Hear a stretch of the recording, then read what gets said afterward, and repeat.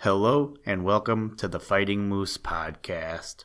I'm your host and narrator, Jason Hendrickson. This is a podcast where I retell stories, some fictional and some historical, that can be enjoyed by people of all ages. So, my new adventure involves flying drones. I've played with them in the past, but I never had a high quality one. A few weeks back, we were at our local pawn shop and we saw one in the display case. I didn't buy it right then, but I thought about it for a good week or so before I did go back and buy it, and I have been loving flying it. There aren't too many stories I could find about drones, so I found a story about flying. Today, we're going to read the story, The Flying Ship, which comes to us from the book, The Yellow Fairy Book, written by Andrew Lang. Hopefully you have some interesting hobbies that you are pursuing, or maybe you are looking to get a new one. My advice is if you are looking for one, just go ahead and try it. If you don't like it, try something else. I have tried a lot, and I have liked a few of them enough to stick with them. So, good luck with your search if you are looking, and when you do find something, or if you've already found your hobby, enjoy the adventure. Now, let's turn to today's story. I hope you enjoy. Let's begin.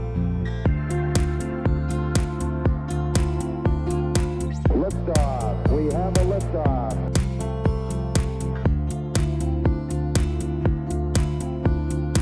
We choose to go to the moon in this decade and do the other things, not because they are easy, but because they are hard.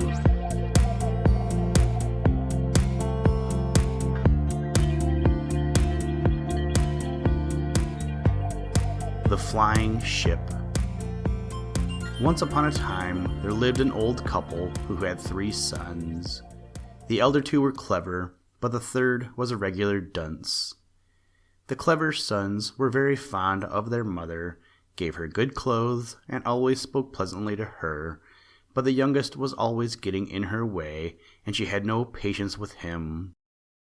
Now, one day it was announced in the village that the king had issued a decree offering his daughter, the princess, in marriage to whoever should build a ship that could fly. Immediately, the 2 elder brothers determined to try their luck and asked their parents' blessing. So the old mother smartened up their clothes and gave them a store of provisions for their journey, not forgetting to add a bottle of brandy.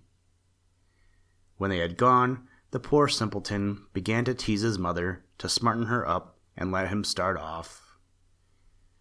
"What would become of a dolt like you?" she answered.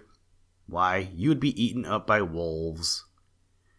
But the foolish youth kept repeating, "I will go, I will go, I will go." Seeing that she could do nothing with him, the mother gave him a crust of bread and a bottle of water and took no further heed of him. So the simpleton set off on his way. When he had gone a short distance, he met a little old mannequin. They greeted one another, and the mannequin asked him where he was going. "I am off to the king's court," he answered. "He has promised to give his daughter to whoever can make a flying ship." "And can you make such a ship?" "Not I." "Then why in the world are you going?" "Can't tell," replied the simpleton. "Well, if that is the case," said the mannequin, "sit down beside me. We can rest for a little and have something to eat. Give me what you have in your satchel." Now, the poor simpleton was ashamed to show what was in it. However, he thought it best not to make a fuss, so he opened the satchel and could scarcely believe his own eyes, for instead of the hard crust, he saw 2 beautiful fresh rolls and some cold meat. He shared them with the mannequin, who licked his lips and said, "Now, go into that wood and stop in front of the first tree. Bow 3 times and then strike the tree with your axe. Fall on your knees on the ground with your face on the earth and remain there till you are raised up. You will then find a ship at your side, step into it and fly to the king's palace. If you meet anyone on the way, take him with you."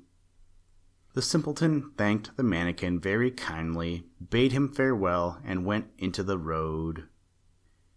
When he got to the first tree, he stopped in front of it, did everything just as he had been told, and, kneeling on the ground with his face to the earth, fell asleep.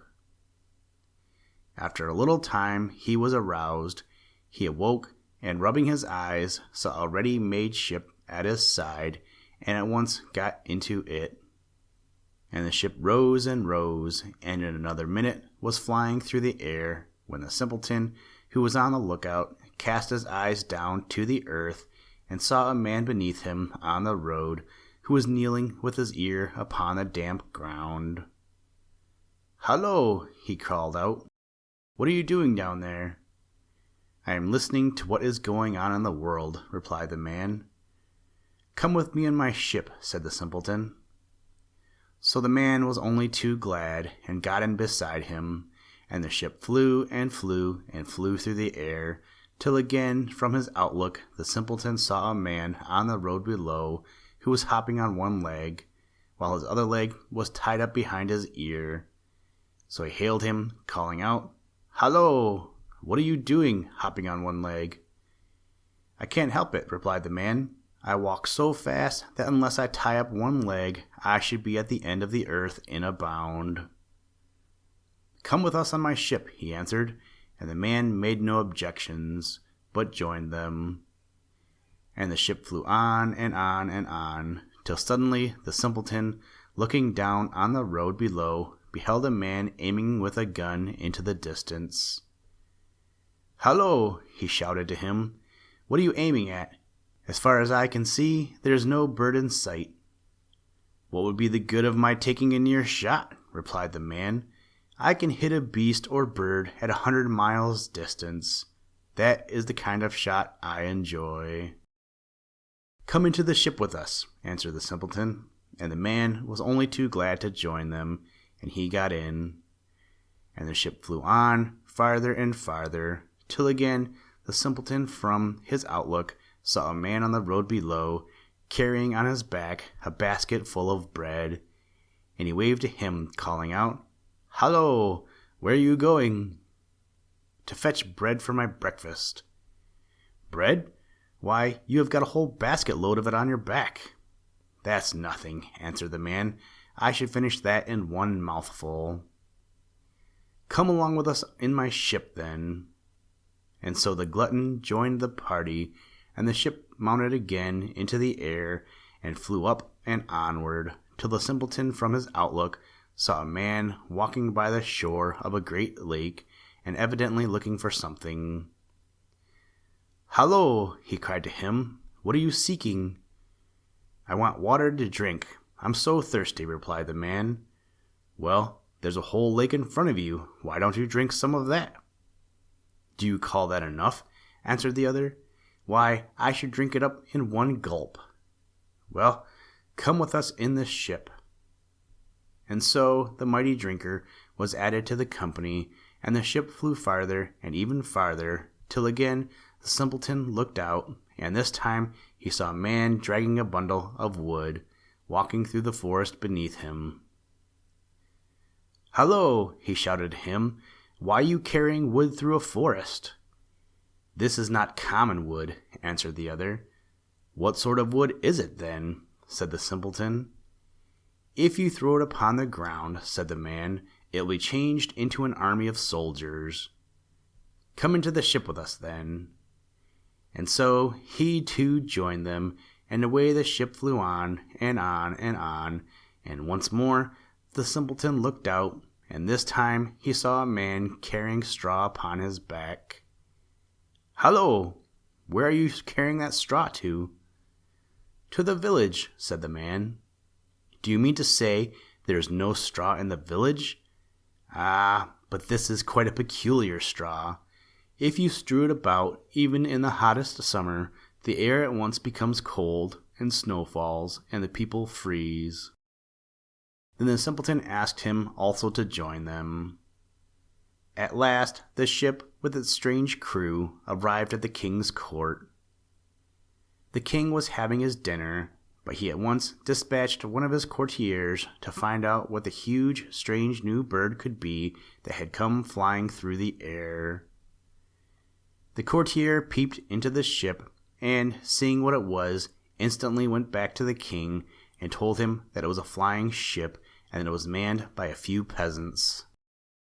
Then the king remembered his royal oath, but he made up his mind that he would never consent to let the princess marry a poor peasant. So he thought, and then said to himself, I will give him some impossible tasks to perform that will be the best way to get rid of him. And he there and then decided to dispatch one of his courtiers to the simpleton with the command that he was to fetch the king the healing water from the world's end before he had finished his dinner. But while the king was still instructing the courtier exactly what he was to say, the first man of the ship's company, the one with the miraculous power of hearing, had overheard the king's words and hastily reported them to the poor simpleton. Alas, alas, he cried, what am I to do now? It would take me quite a year, possibly my whole life, to find the water. Never fear, said his fleet-footed comrade, I will fetch what the king wants. Just then the courtier arrived, bearing the king's command. Tell his majesty, said the simpleton, that his orders shall be obeyed, and forthwith the swift runner unbound the foot that was strung up behind his ear and started off, and in less than no time had reached the world's end and drawn the healing water from the well. Dear me, he thought to himself, that's rather tiring. I'll just rest for a few minutes. It will be some little time yet before the king has gotten to dessert. So he threw himself down on the grass, and, as the sun was very dazzling, he closed his eyes, and in a few seconds had fallen sound asleep. In the meantime, all the ship's crew were anxiously awaiting him. The king's dinner would soon be finished, and their comrade had not yet returned. So the man with the marvelous quick hearing lay down and, putting his ear to the ground, listened. That's a nice sort of fellow, he suddenly exclaimed. He's lying on the ground, snoring hard. At this, the marksman seized his gun, took aim, and fired in the direction of the world's end in order to awaken the sluggard. And a moment later, the swift runner reappeared, and stepping on board the ship, handed the healing water to the simpleton. So while the king was still sitting at table, finishing his dinner, news was brought to him that his orders had been obeyed to the letter. What was to be done now? The king determined to think of a still more impossible task. So he told another courtier to go to the simpleton with the command that he and his comrades were instantly to eat up 12 oxen and 12 tons of bread. Once more, the sharp-eared comrade overheard the king's words while he was still talking to the courtier and reported them to the simpleton. Alas, alas, he sighed, what in the world shall I do? Why, it would take us a year, possibly our whole lives, to eat up 12 oxen and 12 tons of bread. Never fear, said the glutton, it will scarcely be enough for me. I'm so hungry. So when the courtier arrived with the royal message, he was told to take back word to the king that his orders should be obeyed. Then 12 roasted oxen and 12 tons of bread were brought alongside of the ship, and at one sitting the glutton had devoured it all. I call that a small meal, he said. I wish they'd brought me some more. Next, the king ordered that 40 casks of wine, containing 40 gallons each, were to be drunk up on the spot by the simpleton and his party. When these words were overheard by the sharp-eared comrade and repeated to the simpleton, he was in despair. Alas, alas, he exclaimed, what is to be done? It would take us a year, possibly our whole lives, to drink that much. Never fear, said his thirsty comrade. I'll drink it all up in a gulp. See if I don't. And sure enough, when the 40 casks of wine, containing 40 gallons each, were brought alongside of the ship, they disappeared down the thirsty comrade's throat in no time, and when they were empty, he remarked, "Why, I'm still thirsty. I should have been glad of 2 more casks." Then the king took counsel with himself and sent an order to the simpleton that he was to have a bath in a bathroom at the royal palace, and after that the betrothal should take place. Now the bathroom was built of iron, and the king gave orders that it was to be heated to such a pitch that it would suffocate the simpleton. And so when the poor silly youth entered the room, he discovered that the iron walls were red hot. But fortunately his comrade with the straw on his back had entered behind him, and when the door was shut upon them, he scattered the straw about, and suddenly the red-hot walls cooled down, and it became so very cold that the simpleton could scarcely bear to take a bath, and all the water in the room froze. So the simpleton climbed up upon the stove, and wrapping himself up in the bath blankets, lay there the whole night, and in the morning, when they opened the door, there he lay, safe and sound, singing cheerfully to himself. Now, when the strange tale was told to the king, he became quite sad, not knowing what he should do to get rid of so undesirable a son-in-law, when suddenly a brilliant idea occurred to him. "Tell the rascal to raise me an army, now at this instant," he exclaimed to one of his courtiers. "Inform him at once of this, my royal will," and to himself he added, "I think I shall do for him this time." As on the former occasions, the quick-eared comrade had overheard the king's command and repeated it to the simpleton. "Alas, alas," he groaned, "now I am quite done for." "Not at all," replied one of his comrades, the one who had dragged the bundle of wood through the forest. "Have you quite forgotten me?" In the meantime, the courtier, who had run all the way from the palace, reached the ship panting and breathless, and delivered the king's message.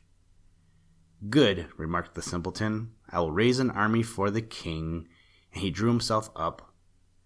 "But if, after that, the king refuses to accept me as his son-in-law, I will wage war against him and carry the princess off by force." During the night, the simpleton and his comrade went together into a big field, not forgetting to take the bundle of wood with them, which the man spread out in all directions. And in a moment a mighty army stood upon the spot, regiment on regiment of foot and horse soldiers. The bugles sounded and the drums beat, the chargers neighed, and the riders put their lances in rest, and the soldiers presented arms.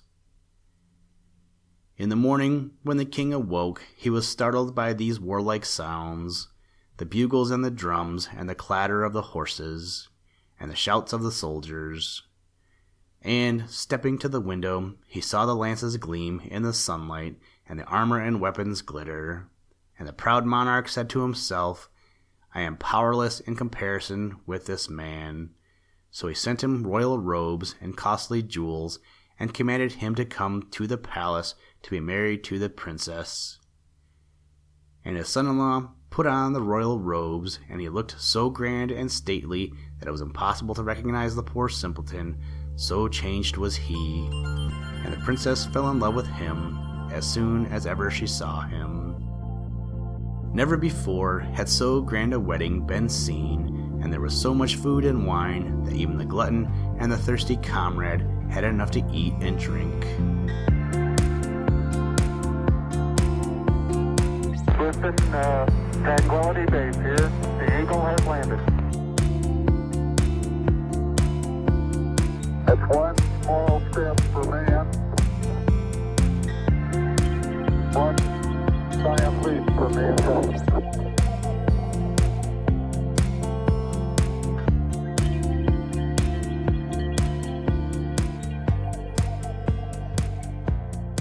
Thank you for listening to this episode of the Fighting Moose Podcast. Please join us next time as we read another exciting story. Today's music was provided by the artist Analog by Nature, and the audio clips were provided from NASA. For more information to download and or listen to audio or materials from all our recordings, or to contact us, please visit www.thefightingmoose.com, or you can follow the links in the show notes. If you enjoy the podcast, please leave us a review wherever you get your podcast or on iTunes, and tell a friend. Thank you for your patronage, and as always, try and do a random act of kindness every day. Mission complete, Houston. After serving the world for over 30 years, the space shuttle turned its place in